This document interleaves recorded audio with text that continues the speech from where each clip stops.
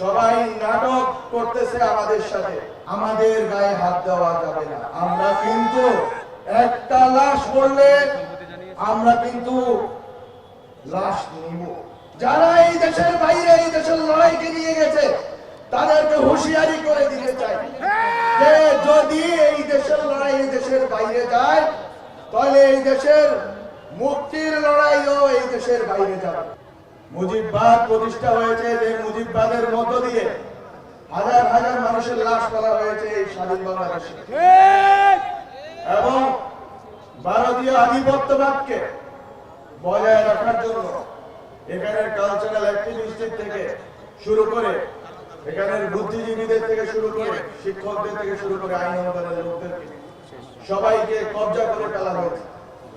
কাউকে এটা হচ্ছে এই এক ধরনের কলোনাইজেশন, যে তাদের মাথা বিক্রি করে দিয়েছে তারা একটা অংশ, আরেকটা অংশ হচ্ছে সচেতন ভাবে বাংলাদেশের বিরুদ্ধে, বাংলাদেশের মধ্যে থেকে বাংলাদেশের বিরুদ্ধে অপতৎপরতা চালিয়ে যাচ্ছে। এখন এই লড়াই, এই ইনভিজিবল বিনদেশী অ্যাসেটদের বিরুদ্ধে লড়াই, এর বিরুদ্ধে একজন ওসমান হাদি দাঁড়িয়েছিল। উনি বাংলাদেশের অ্যাসেট, আর বিনদেশী অ্যাসেটরা তাকে মারার যুক্তি উৎপাদন করেছে। তাকে যখন মারা হয়েছে তখন সবগুলো নীরব হয়ে বসে রয়েছে, কোনো রায় নেই, কোনো কথা নেই। সবাই নাটক করতেছে আমাদের সাথে। আমরা যখন আমাদের হাতে এই দেশের 5 আগস্টের পরে যখন এই মুজিববাদীদের, এই আওয়ামী লীগ, এই 14 দলীয় সন্ত্রাসীদের প্রত্যেকটি বাড়ি চুরমার করে দেওয়ার ক্ষমতা ছিল, সেদিন আমরা নিজেদেরকে সংবরণ করেছিলাম বলে আজকে তারা এই সাহস করতে পারছে। আমরা ক্ষমা করে যদি ভুল করে থাকি তাহলে আমরা প্রতিজ্ঞা নিব যে আমরা আর ক্ষমা করব।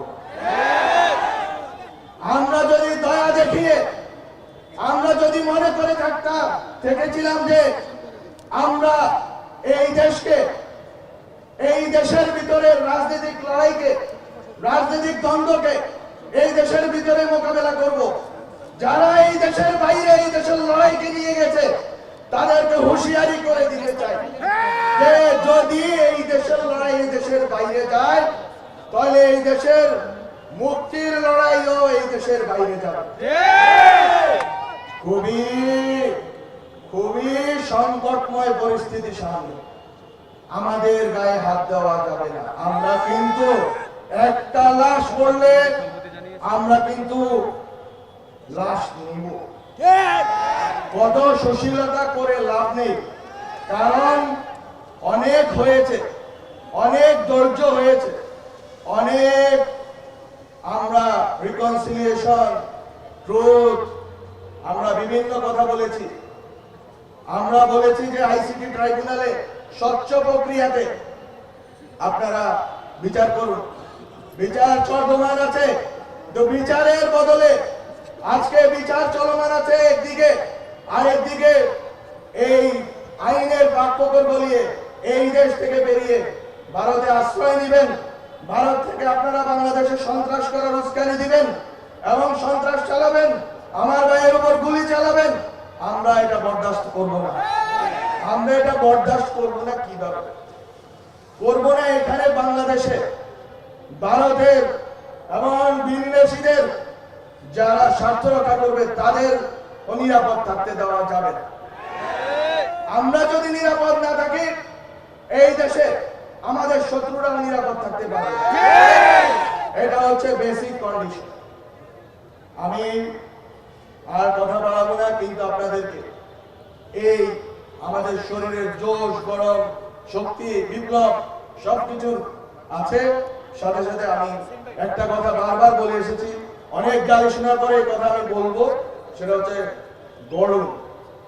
আপনারা ইনকিলাব কালচারাল সেন্টারের মতো সেটার আদর্শ রাজনৈতিক অবস্থান যাই থাকুক, জুলাইয়ের পক্ষে ছিল। জুলাইয়ের পক্ষে আপনারা জেলায় জেলায় সাংস্কৃতিক কর্মকাণ্ড শুরু করুন। জুলাই বিরোধী যারা সাংস্কৃতিক ভাবে বাংলাদেশের বিরুদ্ধে কাজ করছে তাদেরকে প্রতিহত করুন সাংস্কৃতিকভাবে। এখানে শিক্ষকরা, মিডিয়াতে এবং আইন আন্দোলনে যারা জুলাইয়ের বিরুদ্ধে কাজ করছে তাদেরকে তাদের মতো করে প্রতিরোধ করুন। এবং জুলাইয়ের শক্তি যদি কনস্ট্রাকটিভলি গঠনমূলকভাবে শক্তিশালী হয়ে ওঠে তাহলে ভিতরকার যে লড়াই এবং চারপাশ থেকে যে লড়াই ঘিরে ধরেছে সব লড়াইকে আমরা মোকাবেলা করতে পারবো। আপনাদেরকে আমি আমার সংগ্রামে সালাম জানিয়ে শেষ করি। ইনকিলাব জিন্দাবাদ। নৃশংস হামলার প্রতিবাদে আজকের এই প্রতিবাদ সমাবেশে